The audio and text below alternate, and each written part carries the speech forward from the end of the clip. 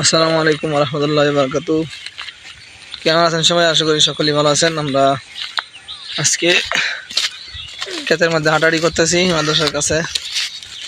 একটা বিশাল একটা বন, আর বনের মধ্যে আবিদ্রে নিয়ে হাঁটতেছি। আর আমরা আপনাদের সাথে কথা বলার জন্য একটু একটু হেঁটে হেঁটে এগিয়ে যাচ্ছি আমরা মাদ্রাসার দিকে। সব মিলে ভালো আছেন। এই বনটা ভরা ছিল বুড়ো ধানে, আর এই বুড়ো ধান সবাই কেটে নিয়ে চলে গেছে। আস্তে আস্তে বনটাও ক্ষেতগুলি খালি হয়ে গেছে। আর আমি বেরোলে হাঁটতেছি বিকালবেলা।